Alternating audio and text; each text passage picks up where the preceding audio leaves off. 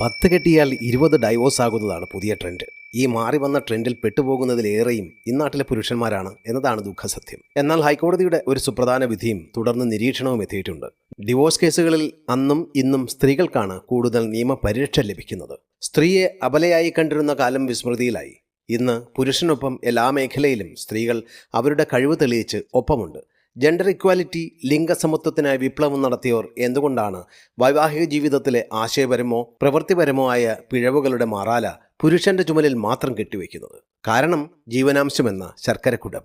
ഒരു പുരുഷായുസിന്റെ മുഴുവൻ ആരോഗ്യവും ചിലവിട്ട് ഒരു 100 ഇഷ്ടങ്ങളും ആഗ്രഹങ്ങളും മാറ്റിവെച്ച് ചേർത്തുവെച്ച സമ്പാദ്യം മുഴുവൻ അടപടലം അടിച്ചുമാറ്റുവാനുള്ള ഒരു എളുപ്പവഴിയായി മാറിയിരിക്കുന്നു മിക്ക ഡിവോഴ്സ് കേസുകളുമെന്ന് കോടതിക്കും ബോധ്യം വന്നിരിക്കുന്നു. വിവാഹ സമയത്തെ പിതൃസ്വത്ത് കേസ് വരുമ്പോൾ സ്ത്രീധനമായി മാറും. തുല്യനീതി എന്ന് പറഞ്ഞ് മുറവിളി കൂട്ടുന്ന പലരും കോടതിയിലെത്തുമ്പോൾ സ്വന്തം നേട്ടങ്ങൾക്കായി നിൽക്കുന്നു.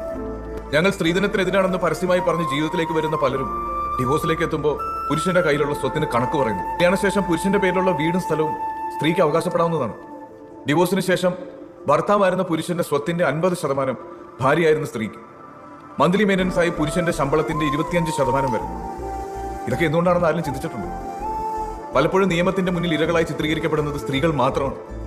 ഇതാണോ തുല്യനീതി? ഭാര്യ ഭർത്താവിനെ അകാരണമായി ഉപേക്ഷിച്ചു പോകുന്നുവെങ്കിൽ ജീവനാംശം നൽകേണ്ടതില്ല എന്ന് ഹൈക്കോടതി വ്യക്തമാക്കിയിട്ടുണ്ട്. സാമ്പത്തിക ബുദ്ധിമുട്ട് മാത്രം കാരണം ഭർത്താവിനെ വിട്ടുപോകുന്ന സ്ത്രീക്ക് CRPC സെക്ഷൻ 125, BNSS സെക്ഷൻ 144 പ്രകാരം ജീവനാംശം ആവശ്യപ്പെടുവാൻ അവകാശമില്ല. ഭാര്യയ്ക്ക് ജീവനാംശം കിട്ടാൻ ന്യായമായ കാരണങ്ങൾ തെളിയിക്കേണ്ടതുണ്ട്. ഭർത്താവ് ഭാര്യയെ ഉപദ്രവിച്ചുവെന്നോ സംരക്ഷണം നൽകുന്നില്ല എന്നോ തെളിവുണ്ടെങ്കിൽ മാത്രം ജീവനാംശം പരിഗണിക്കും. സ്വമേധയാ വേർപിരിയൽ, വോളണ്ടറി സെപ്പറേഷൻ ഉണ്ടായാൽ സാധാരണയായി ജീവനാംശം ലഭിക്കില്ല. കഴിഞ്ഞ വർഷം ഡിസംബറിൽ സുപ്രീം കോടതി സമാനമായ നിലപാട് വ്യക്തമാക്കിയിരുന്നു. വിവാഹമോചനത്തിനായുള്ള എല്ലാ കേസുകളിലും ഭാര്യയ്ക്ക് ജീവനാംശം കിട്ടണമെന്നില്ലെന്ന് സുപ്രീം കോടതി പറഞ്ഞു. സുപ്രീം കോടതി 8 വ്യക്തമായ മാനദണ്ഡങ്ങൾ മുന്നോട്ട് വച്ചിട്ടുണ്ട്. അകാരണമായ വിവാഹമോചനം നടത്തി വലിയ തുക ആവശ്യപ്പെടുന്ന പ്രവണതയെ കോടതി നിശ്ചിതമായി വിമർശിച്ചിട്ടുണ്ട്. ഭാര്യയുടെ ഭാഗത്തു നിന്ന് ദുരുപയോഗമുണ്ടായാൽ അത് പരിഗണിക്കും.